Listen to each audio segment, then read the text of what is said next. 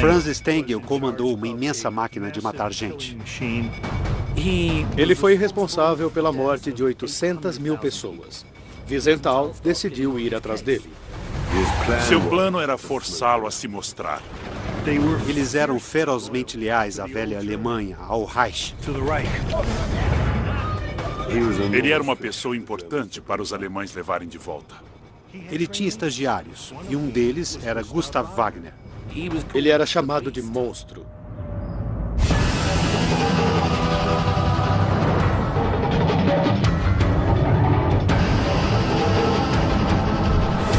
Caçadores de nazistas na América Latina, Franz Stengel e Gustav Wagner.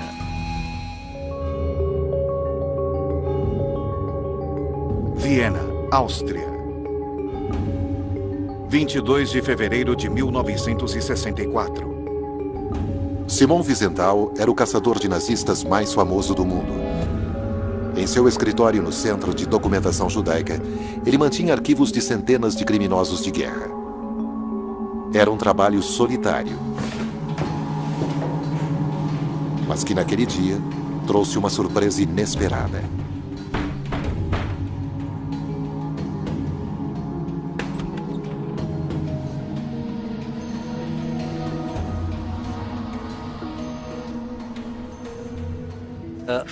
Um bêbado apareceu no escritório dele e disse: "Se me der $7.000, digo onde pode encontrar Franz Stengel."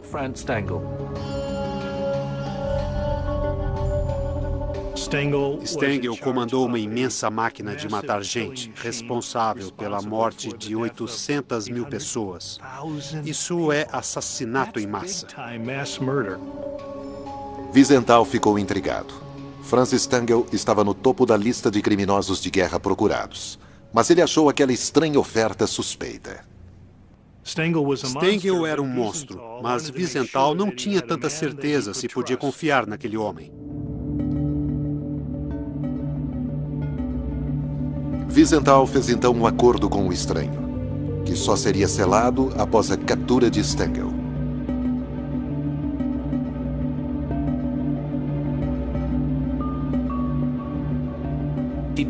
O homem disse a ele onde Stengel trabalhava e seu endereço. Stengel e sua família estavam em São Paulo, Brasil. A informação coloca Simon Wiesenthal um pouco mais perto de encontrar um de seus principais alvos. Ele tinha passado anos carregando uma foto de Franz Stengel na carteira. E a hora de levar aquele nazista à justiça havia chegado. Franz Stengel era um policial de carreira, era austríaco e, com a chegada do nazismo, filiou-se ao partido e também se tornou membro da SS.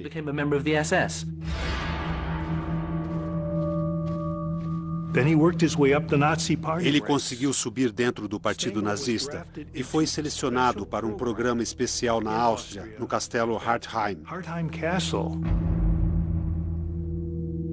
Ele participou do programa T4, onde deficientes físicos ou mentais eram mortos com gás por serem Untermenschen, ou seja, seres inferiores. Era uma escola de treinamento para assassinos em massa. Eram cuidadosamente preparados. Você conseguiria ficar ali e ver gente tomando injeções letais? Conseguiria ficar ali e ver 150 pessoas sendo mortas na câmara de gás? Stengel gostava de matar pessoas em Hartheim. Acreditava apaixonadamente nas teorias de Hitler de raça e superioridade dos arianos. Himmler, que era o chefe da SS, o selecionou pessoalmente para supervisionar o castelo. Indicou Stengel para aquele posto por saber que ele era capaz. Quando terminaram, haviam assassinado cerca de 30 mil pessoas. São Paulo, Brasil. Maio 1951. Depois da guerra, Franz Stengel encontrou refúgio no Brasil, onde construiu uma vida confortável para sua esposa e 3 filhas. Havia uma grande comunidade alemã em São Paulo. Era o lar longe do lar. E ele estava feliz.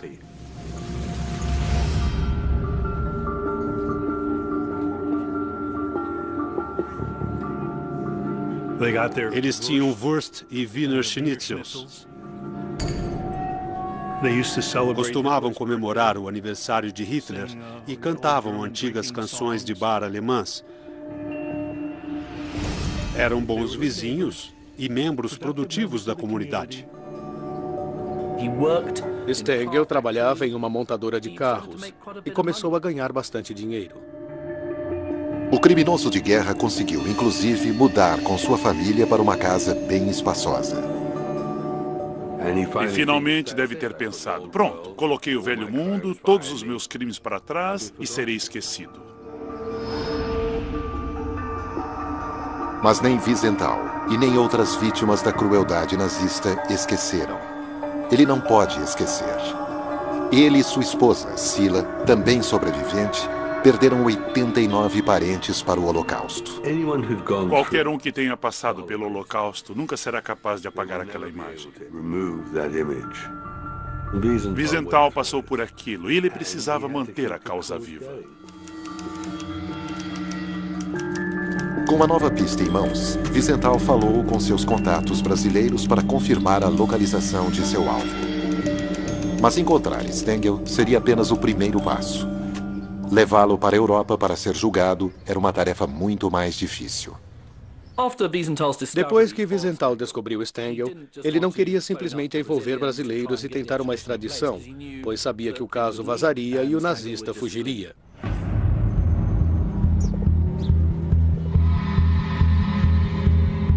Para manter sigilo, Wiesenthal lidou apenas com uma rede de contatos de confiança. Ele não podia correr o risco de alertar simpatizantes nazistas no Brasil. Os principais países da América do Sul tinham grandes bolsões de alemães que eram ferozmente leais à velha Alemanha, ao Reich. A lealdade nazista podia ameaçar o plano de Wiesenthal. Talvez Franz Stengel tivesse amigos dispostos a protegê-lo. Amigos dispostos a fazer qualquer coisa para impedir que um famoso caçador de nazistas fosse capturado. Viena, Áustria. De sua base em Viena, Simon Wiesenthal trabalhava para montar uma armadilha para o criminoso de guerra nazista Franz Stengel. Consultava as fontes governamentais e vasculhava arquivos históricos, buscando informações escondidas. O público precisava ter um herói, continuando com a caçada nos dias em que ninguém mais se interessava. E Wiesenthal era esse homem. 20 anos após a guerra, Wiesenthal era uma das poucas pessoas que estava atrás dos nazistas.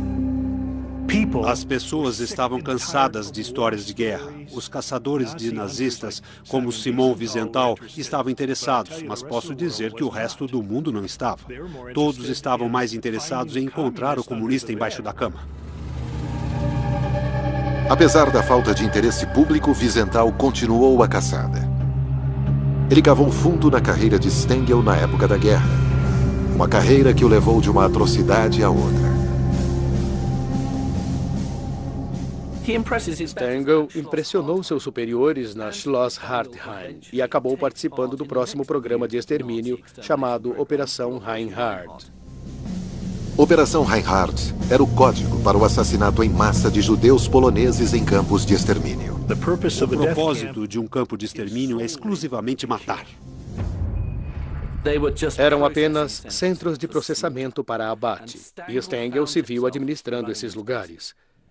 Era possível ter esperança de sobreviver a Auschwitz, mas essa esperança não existia nos campos de extermínio.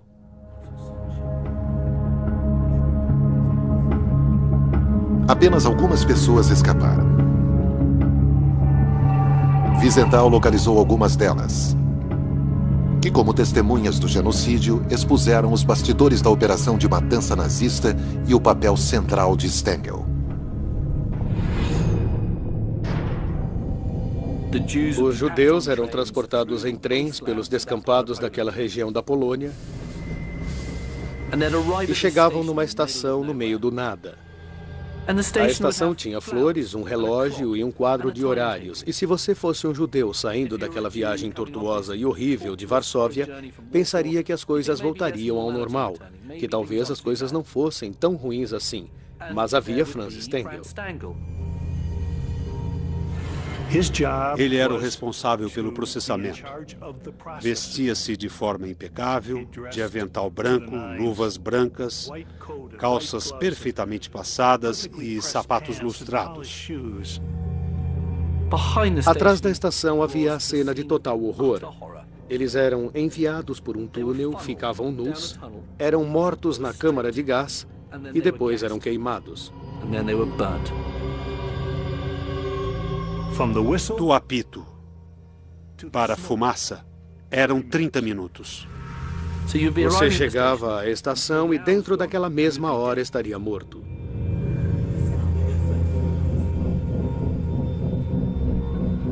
Wiesenthal havia prometido que jamais desistiria de caçar o ex-comandante do acampamento. Queria que houvesse justiça. Outubro de 1964.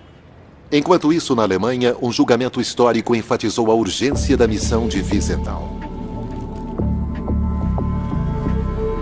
10 ex-oficiais da SS que trabalharam em Treblinka foram acusados de crimes de guerra, e Stengel não estava entre eles. Em Treblinka, ele foi o responsável pela morte de 800.000 pessoas, mas se olharmos as listas de crimes de guerra, Stengel não estava lá. Ele era o chefe. Não sujou as mãos diretamente. Não precisou cortar a garganta de ninguém.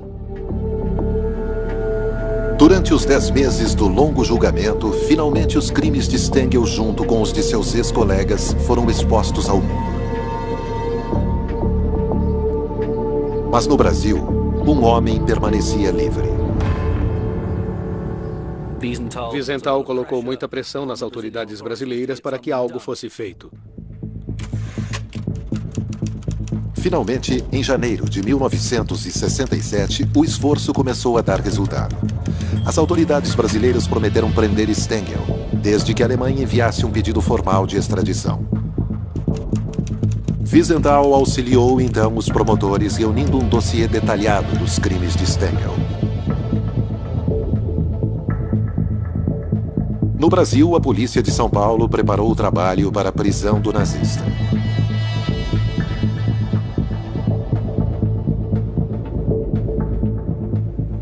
Eles mapearam a área e viram o que precisavam fazer. Sua missão era ficar de tocaia na casa. Assim, observaram a família, tentando descobrir a que horas Stengel voltava para casa. Sem saber da vigilância policial, a ameaça da prisão era algo que Stengel acreditava ter deixado para trás. Depois da guerra, ele havia passado 2 anos em um campo americano para prisioneiros de guerra, sem que os aliados soubessem de seus crimes horríveis. Ele foi capturado pelos americanos, mas não sabiam quem ele era. Stengel sabia que a forca o esperava, caso não conseguisse escapar. Seria bom pensar que Stengel precisou pensar em formas incrivelmente engenhosas para escapar daquele campo, mas não, ele praticamente saiu andando de lá. A segurança naqueles campos de prisioneiros era muito frouxa.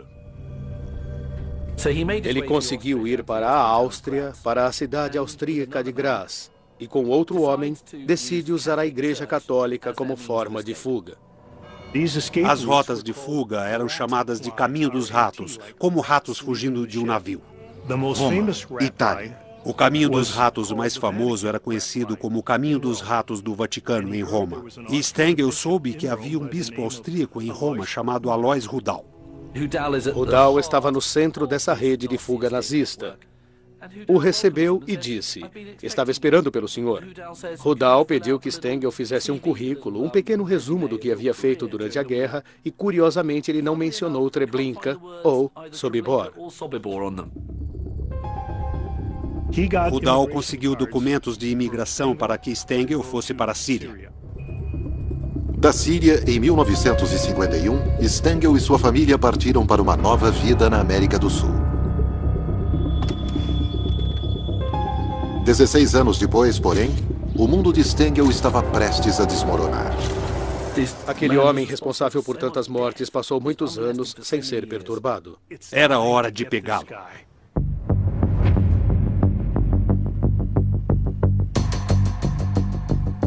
Em fevereiro de 1967, a polícia de São Paulo fez os preparativos para capturar o ex-comandante do campo de extermínio nazista, Franz Stengel.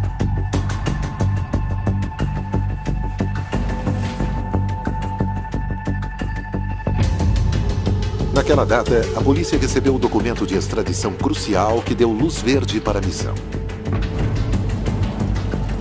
28 de fevereiro de 1967. Para Stengel, era um dia como qualquer outro. Voltou do trabalho e decidiu tomar uma cerveja com sua filha num bar perto de sua casa. Quando estava voltando para casa, de repente, um carro da polícia apareceu.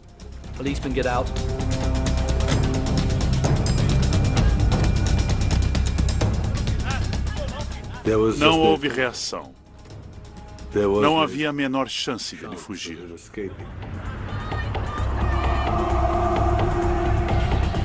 Ele se achava intocável.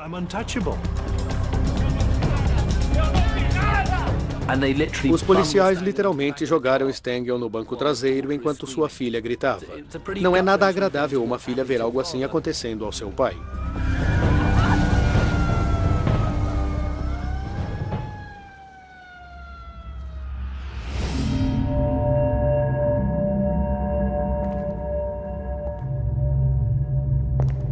A polícia levou Stengel para a prisão para esperar a extradição.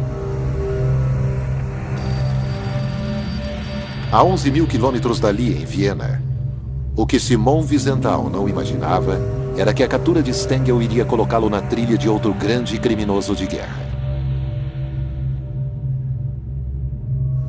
Ao ser interrogado, o ex-comandante do campo de extermínio insistiu que estava apenas seguindo ordens superiores.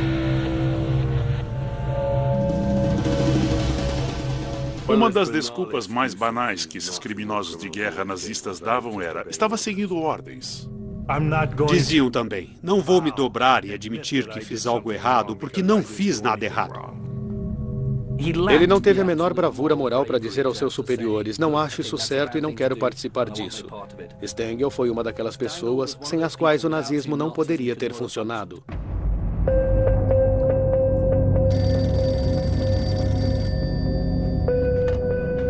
Dias depois, Wiesenthal foi procurado pelo informante misterioso.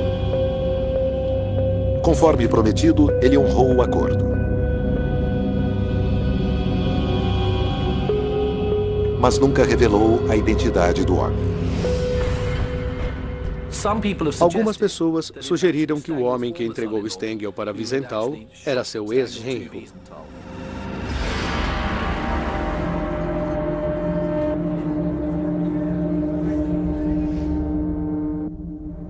O motivo para essa suspeita era que eles tiveram uma briga muito feia e ele havia se divorciado da filha de Stengel.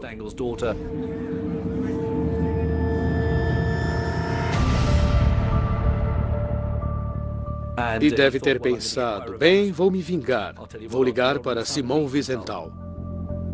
Até hoje a família Stengel tem certeza de que ele foi o informante. Depois de ter sido preso no Brasil, Franz Stengel chegou à Alemanha para ser acusado de genocídio. Ele era uma pessoa importante para os alemães levarem de volta.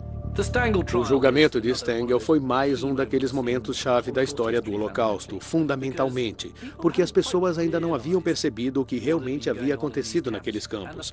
O fato de que pessoas como Stengel ainda estavam vivas, trabalhando de forma anônima e vivendo tranquilamente do outro lado do mundo por tantos anos, não podia ser admitido. Eles não tinham chifres pontudos e sangue pingando de suas presas. Eles se pareciam com o motorista de táxi local ou com o verdureiro. Em 22 de outubro de 1970, Simon Wiesenthal assistiu da galeria quando o tribunal declarou o veredito: culpado. Por sua participação no assassinato de 900 mil pessoas, Francis Stengel foi condenado à prisão perpétua. Segundo Wiesenthal, levou 3 anos para Stengel ser levado à justiça. E, claro, sua família insistiu que ele era inocente. Mas é claro que ele não era inocente. Finalmente, 25 anos depois da queda do regime nazista, Simon Wiesenthal fechou o arquivo de Francis Stengel.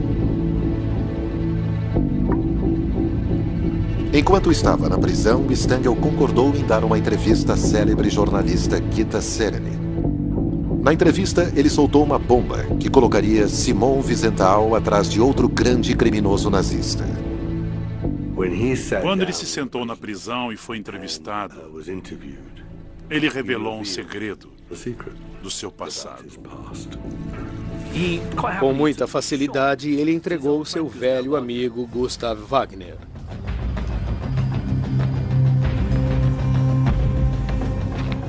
E revelou que Wagner também estava vivendo em São Paulo. O lema da SS era: minha honra é a lealdade. Mas quando eles eram pegos e a coisa ficava preta, um delatava o outro. No centro de extermínio no castelo de Hartheim, as habilidades especiais de Stengel fizeram dele um excelente professor. Ele tinha estagiários, e um deles era Gustav Wagner. Gradualmente, as pessoas como Wagner, que foram apresentadas a essa máquina de extermínio, eram testadas. Wagner passou no teste. Ele era um bom aluno.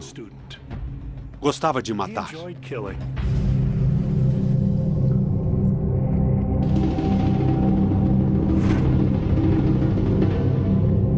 Alguns meses depois de entregar seu colega da SS, Francis Stengel sofreu um ataque cardíaco e morreu. Ele viveu muito bem até os 63 anos. Ficou apenas 1 ano numa prisão decente em Düsseldorf. Depois de ter sido informado por Stengel de que Wagner estava no Brasil, Wiesenthal começou a trabalhar em seu caso. Gustav Wagner foi um dos assassinos em massa mais vingativos e sádicos do mundo, que adorava fazer o papel de Deus. Depois do período em Hartheim, os 2 homens foram alocados ao campo de extermínio de Sobibor. Stengel era o novo comandante e Wagner era o seu assistente. Quando Stengel foi transferido para Treblinka, Sobibor precisava de um novo chefe. E Stengel recomendou Wagner. Em todos os campos havia uma pessoa que era temida por todos. Em Sobibor era Wagner. Ele era chamado de monstro. Assim que ele era visto, todos sabiam que alguém ia morrer.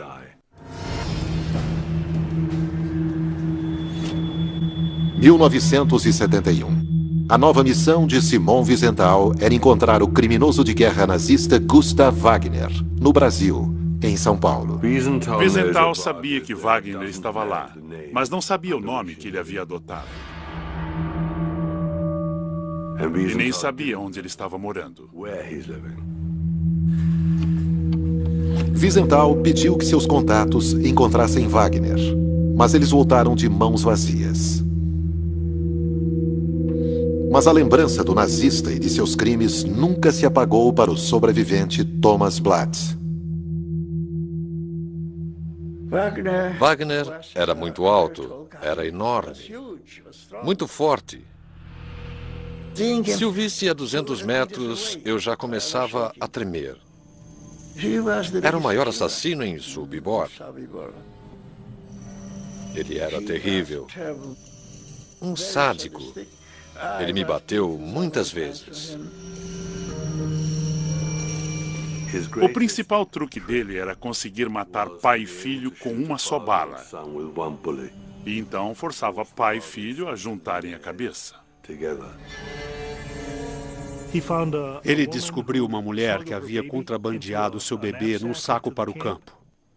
Ele trouxe então o bebê e a mãe para fora, fez a mãe se ajoelhar e atirou primeiro no bebê. Desculpe. Sinto muito. E depois atirou nela. Ele havia assassinado mais de 200.000 pessoas. Como seu mentor Franz Stengel, Wagner enganou os aliados depois da guerra. Voltou para casa na Áustria. Ele ainda estava lá quando Stengel apareceu procurando pelo caminho dos gatos. Stengel estava andando por ali e, de repente, ouviu um chamado vindo de um prédio. Ouviu, "Oi, Franz." E quem era? Seu velho amigo Gustav Wagner. Roma, Itália. Eles decidiram então que iam tentar começar uma vida nova no exterior. Tanto Stengel quanto Wagner acabaram no Brasil. Começaram juntos e terminaram juntos. Eles viviam a 50 quilômetros um do outro. Dá até um arrepio pensar que quando esses nazistas viviam escondidos ou em suas novas vidas, mantinham amizade. Eichmann e Mengele se encontraram algumas vezes no ABC Café em Buenos Aires. E com Stengel e Wagner aconteceu o mesmo. De vez em quando eles se encontravam para beber alguma coisa. É terrível pensar sobre o que conversavam. São Paulo, Brasil. Ele passou a fazer parte da comunidade alemã nos arredores de São Paulo. Casou-se com uma mulher da cidade que já tinha filhos. Ficou com a mulher até que ela morresse e ficou sozinho.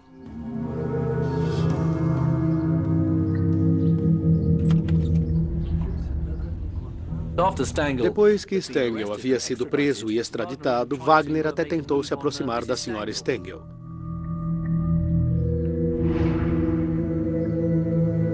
Simon Wiesenthal ainda não sabia onde Gustav Wagner estava escondido. As pistas esfriaram. Viena, Áustria. E assim permaneceram por 7 anos. Abril de 1978. Finalmente, Wiesenthal encontrou uma nova pista. Um artigo de jornal descrevendo uma estranha comemoração num hotel no Brasil. Uma festa de aniversário para Hitler. Será que um nazista leal como Gustav Wagner estaria na lista? Os jornalistas que estavam por trás da história enviaram fotos tiradas no local para Wiesenthal. Rio de Janeiro, Brasil.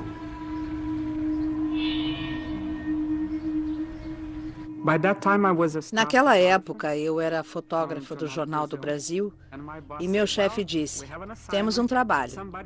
Alguém havia enviado ao jornal um convite anônimo. Era uma reunião nazista para comemorar o aniversário de Hitler. Mas estava em código e eu disse, certo, vamos caçar nazistas.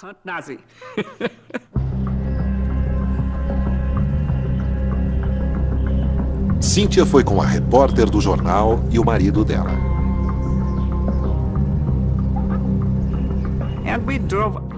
Dirigimos horas e horas e horas e não encontrávamos nada, ninguém, nem uma vaca.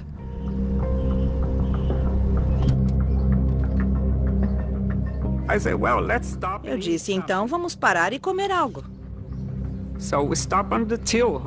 Paramos no Hotel Till e como nós três parecíamos bem alemães, ninguém diria, eles são brasileiros, são jornalistas. Fomos para o restaurante e havia uma cristaleira. Comecei a olhar e disse, ah, meu Deus, não é possível.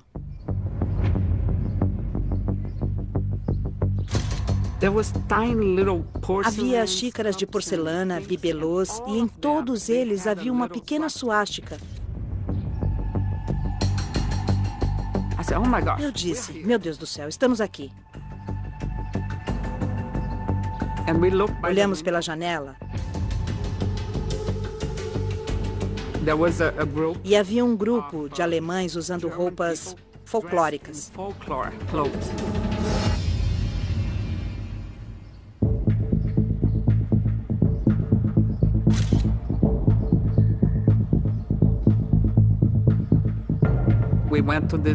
Fomos para uma área nos fundos onde eles estavam.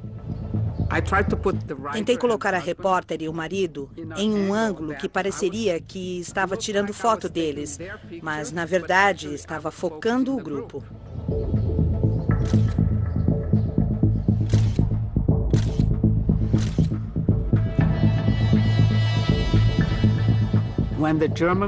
Os alemães começaram a perceber que estávamos tirando fotos e decidimos chamar a polícia.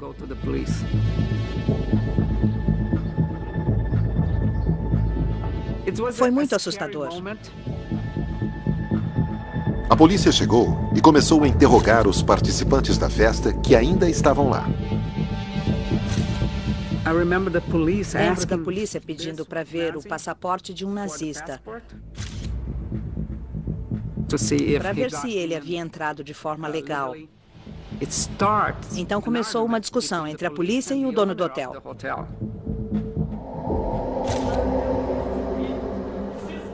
Havia um convidado bravo e provocador. A polícia decidiu fazer uma busca em seu quarto. Lembro que a polícia foi ao quarto dele e abriu o criado mudo. E havia uma arma ali, carregada, e uma caixa de munição. Isto significava que ele não estava ali para se divertir. Quando a polícia encontrou a arma, o homem ficou descontrolado. E o dono do hotel ficou berrando. Ele começou a correr atrás de nós.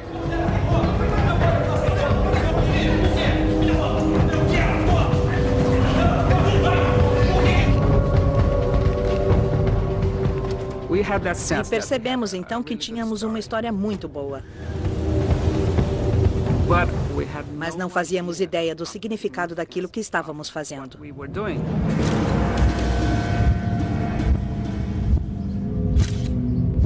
Os jornalistas brasileiros haviam dado de cara com uma estranha festa para Hitler. As extraordinárias fotos foram exibidas no mundo todo.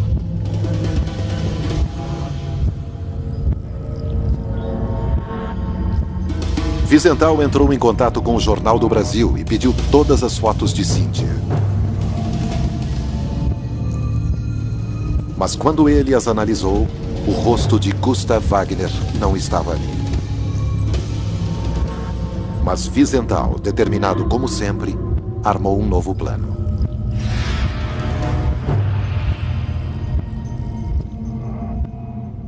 Ele tinha medo de que Wagner pudesse perceber algo e fugisse. Então fez um jogo, o tipo de jogo que o próprio Wagner jogaria. Ele enviou as fotos de volta à jornalista, colocou o nome de Wagner embaixo e o número de Wagner na SS e pediu que a publicasse. O jornal brasileiro publicou uma matéria detalhando os crimes de guerra de Wagner. Wiesenthal anunciou ao mundo que um determinado homem naquela fotografia era Gustav Wagner, o procurado assassino de Sobibor, e que ele devia ser preso. Quando Wiesenthal fez aquela declaração, ele sabia que não era Wagner, mas seu plano era forçá-lo a se mostrar. A matéria deixou Wagner preocupado e perplexo. Seu registro de crimes de guerra havia sido exposto para o mundo todo, mas o rosto na fotografia não era o dele.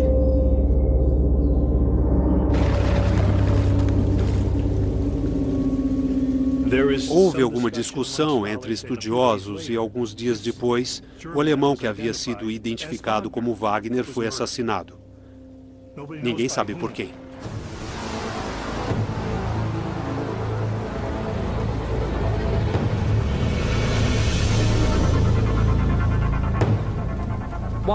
Uma teoria é que, na verdade, os nazistas se viraram contra si mesmos e, sabendo que Wagner seria levado à justiça, ele provavelmente entregaria algum deles também. Por precaução, talvez tenha sido morto por um de seus colegas nazistas.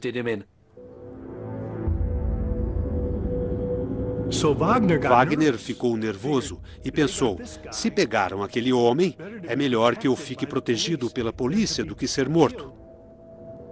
Então ele se entregou à polícia.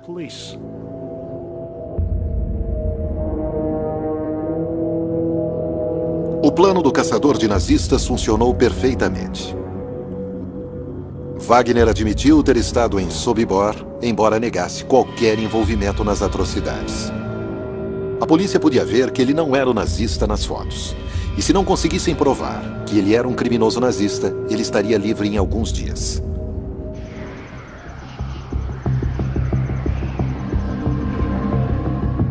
Mas uma incrível coincidência mudou tudo. Uma coincidência envolvendo um dos poucos sobreviventes de Sobibor, Shlomo Smasner.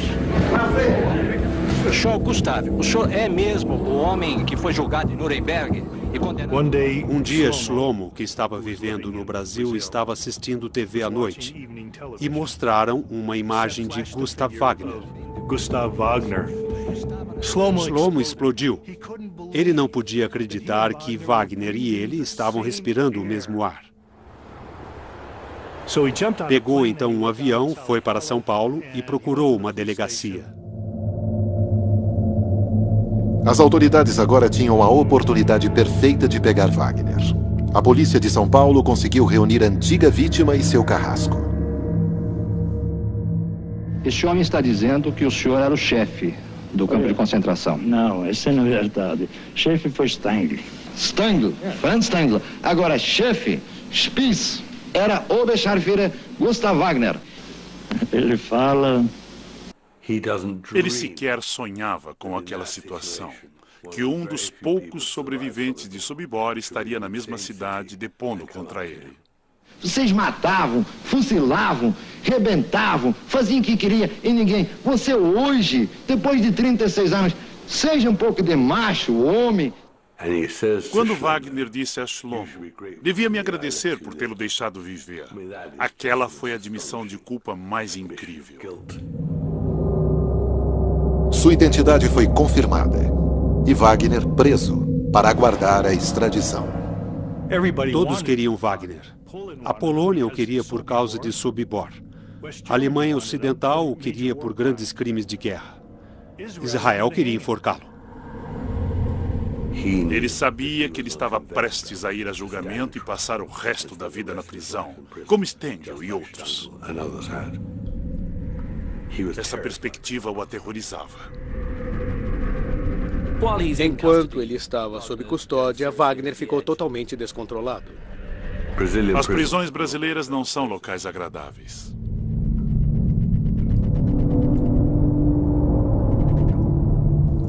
Duas semanas depois de ser preso, Wagner tentou o suicídio. Ele nunca foi estável para começo de conversa e com toda aquela pressão pensava em suicídio.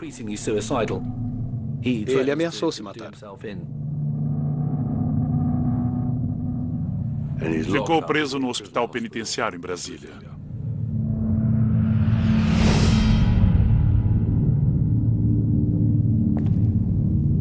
Tentou se matar mais 2 vezes.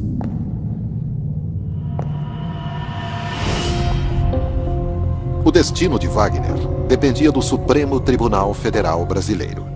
Sua vida nunca mais seria a mesma.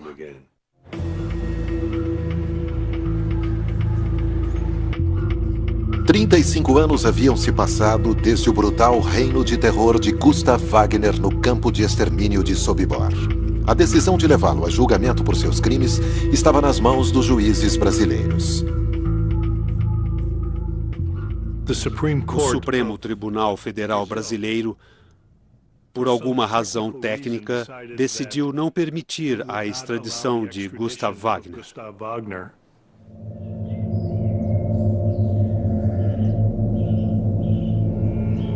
E os brasileiros o liberaram para voltar para casa. O mundo inteiro condenou a chocante decisão.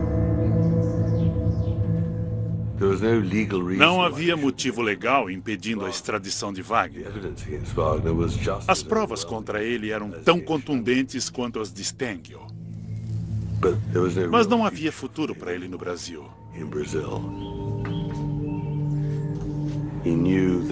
Ele sabia que, independente do que acontecesse, ele havia sido exposto e seria caçado por Wiesenthal ou pelos sobreviventes. E logo depois ele estaria morto. Ele foi encontrado com ferimentos à faca, supostamente suicídio. Sua família disse que ele próprio havia se esfaqueado no peito e que fora suicídio. Mas muita gente achou que, na verdade, ele foi assassinado. É muito difícil se esfaquear até a morte do jeito que havia sido feito. Uma teoria foi que Wagner foi assassinado por um sobrevivente vingativo. Talvez alguém que tenha sobrevivido a Sobibor.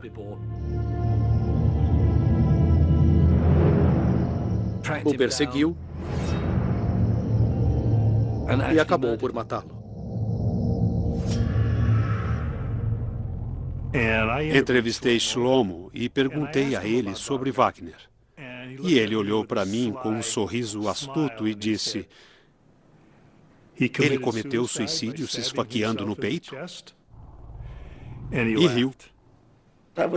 Eu gostaria de matá-lo, mas não faria isso porque iria para a cadeia. Para começar, a minha família ficaria arruinada. Eu precisava levar isso em consideração, mas se eu não tivesse ninguém, acho que o mataria.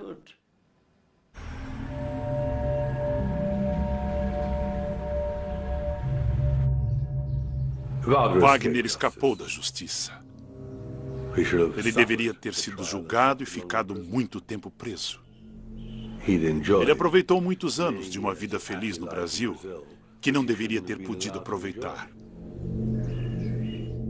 O mistério permanece até hoje sobre como Wagner morreu, mas foi certamente um fim violento. E se acreditarmos numa justiça poética e, de certo modo, bíblica, ele certamente a recebeu.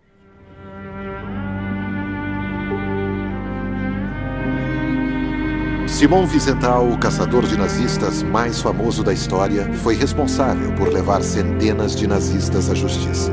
Poucos foram tão importantes quanto Franz Stangl e Gustav Wagner. Juntos, Stangl e Wagner carregam mais de 1 milhão de vidas em sua consciência. Foi graças a Wiesenthal e à pressão que ele exerceu que homens como Stangl e Wagner encontrassem seu destino. Ele se transformou num símbolo da caça aos nazistas, quando todo mundo havia esquecido aquele assunto.